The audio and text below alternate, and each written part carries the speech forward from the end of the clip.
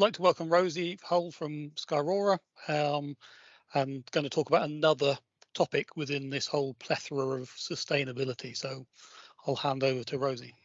So I'm actually a business analyst here at Skyrora, and typically my job is to work alongside both the business and engineering team. And so at Skyrora, we do quite a lot of things, but our main business is building rockets.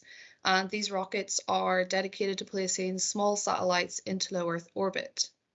So you might be asking, well, why do we decide to start Skyrora?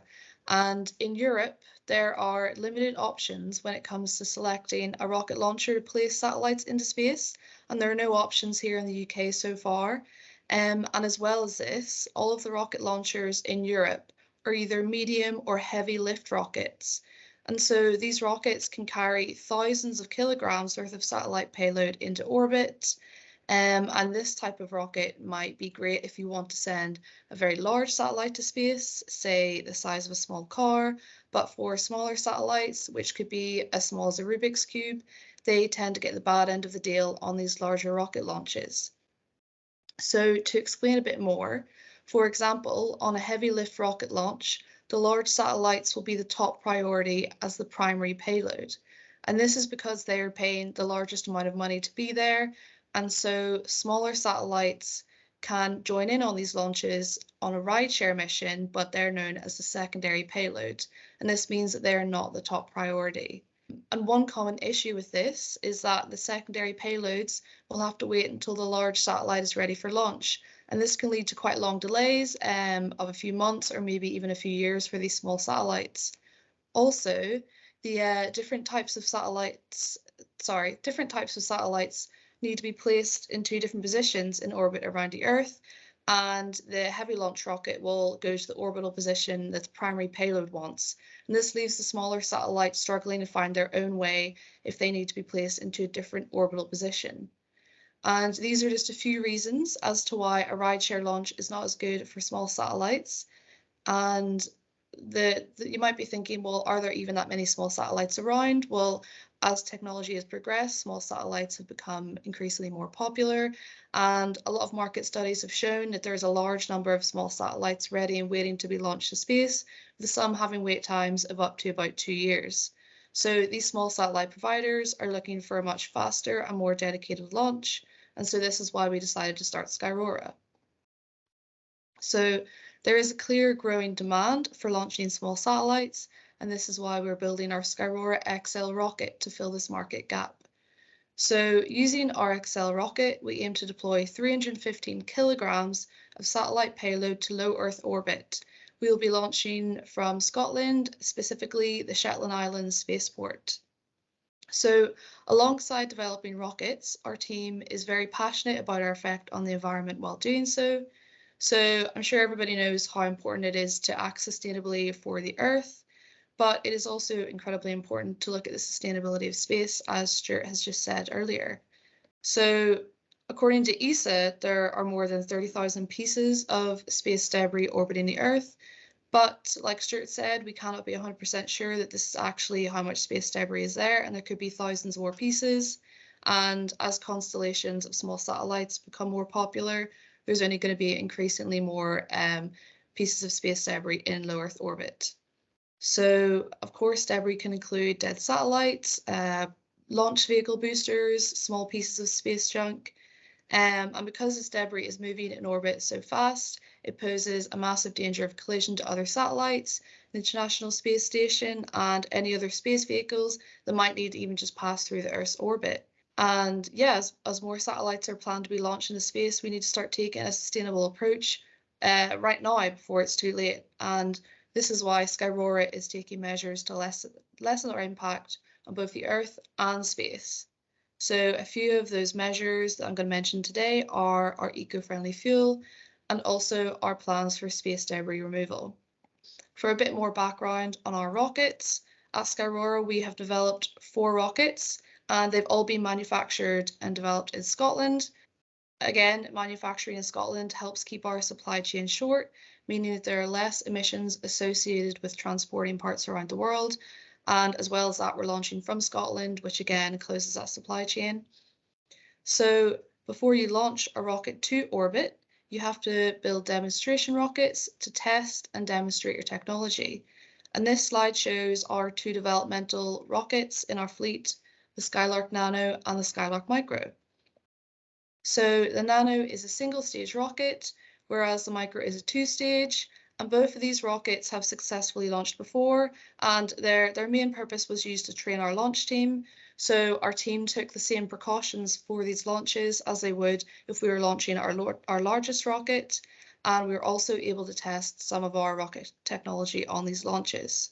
We then have our two main launch vehicles, the Skylark L and the Skyrora XL. Now, neither of these rockets have launched yet. However, the Skylark L has plans to be launched this summer. The L is a suborbital rocket, and although it will not release any payloads, it will go to 100 kilometers, so it will go to space before coming back down to Earth. Then we have our main vehicle, the Skyrora XL, and this is our three-stage rocket that again will take 300 kilograms to orbit. And this launch is planned for next year. So an important part of a rocket is what fuel they use. Both of our main vehicles, the L and XL, use kerosene and high-test peroxide as a fuel and oxidizer combination. So part of our path to sustainability is seen in our fuel combination. For our kerosene, we're using an eco-friendly version of this that I'll talk about in a few minutes. And then we have our oxidizer, which is high-test peroxide. And this is actually a very eco-friendly mix because whenever you burn high-test peroxide, it only releases steam, and the ratio of high-test peroxide to kerosene has about 6 parts high-test peroxide. And so that means that most of our emissions are just steam, and apart from that, we just have to worry about the emissions of our kerosene, and that's why we use our more eco-friendly version of that to reduce those emissions. This video is going to show a static test fire of our Skylark L rocket.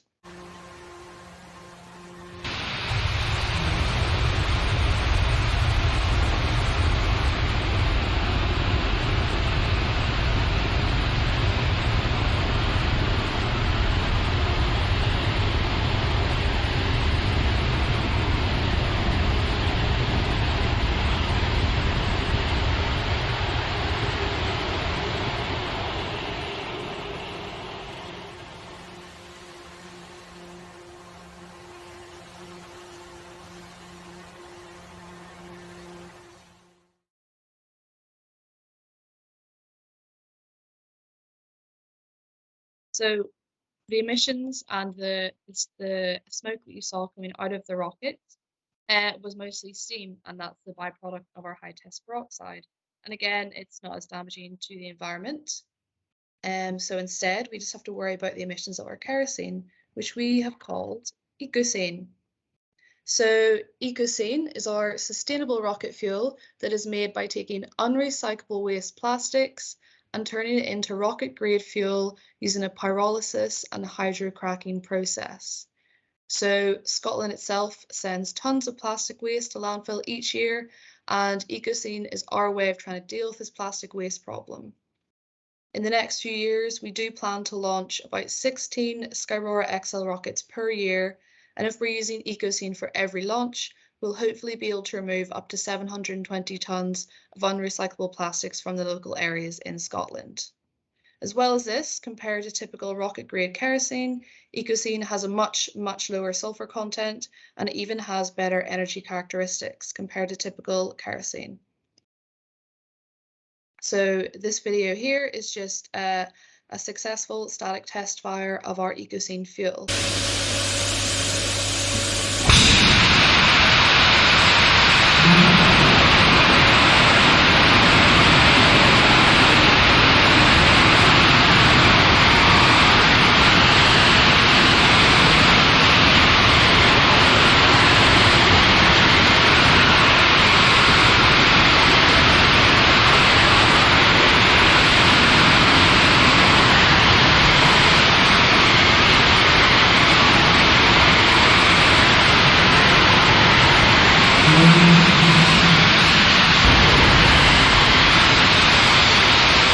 Cool. So to go into a bit more detail about our main vehicle, the Skyrora XL is a 3-stage rocket. Our team has designed all the engines, So the first stage is powered by 9 70 kilonewton engines. The second stage is powered by one 70 kilonewton engine, and the third stage is powered by a smaller 3.5 kilonewton engine. The third stage is what's going to house the satellite payload, and what makes our rocket so special is that the third stage engine is reignitable. This means that it can maneuver in space, allowing us to deploy satellites into their exact desired orbital position. So our third stage has a primary mission of deploying satellites into their exact orbit. However, once this mission is completed, the third stage will move on to a secondary mission where we will give the third stage a different name, the Space Tug. So the Space Tug will act as an in-orbit surfacing vehicle, which will hopefully connect with old satellites or space debris, allowing us to hopefully deorbit the space debris, maybe refuel old spacecraft, or even taxi satellites to a more useful orbit. And then our goal is that while we are placing new satellites into orbit, we will also be clearing up the growing amount of space debris during one launch mission. So this video shows this in a bit more detail. So once our second stage gets to space, like you can see here, it will release the third stage once it is in the correct position. So the third stage, or Space Tug, will then release the satellite whenever it is in the position that the customer wants. And once it's done this, it can move on to its second mission of rendezvousing with old satellites or pieces of space debris and hopefully removing them. So the Space Tug will be modular, and we're hoping to change components for each mission. So right now you're seeing there's a robotic arm on the Space Tug, but we might add different components depending on what the customer might need. Yeah, and so the Space Tug can just dock with the satellite and hopefully refuel, or maybe move it to a more useful orbit or deorbit it. So yeah, that's me done. Thanks. Okay, thanks very much, Rosie. Again, another really interesting talk, another aspect of sustainability, and I think everyone enjoys, the values that are built into the company, all around sustainability. So great to hear. There was a question asking whether those videos were available. I've found at least one on YouTube, so I've directed people to, I think, what is your YouTube channel? Yeah, that's probably the best bet for the videos. Yeah, they were all saying, yeah, students really love to see those.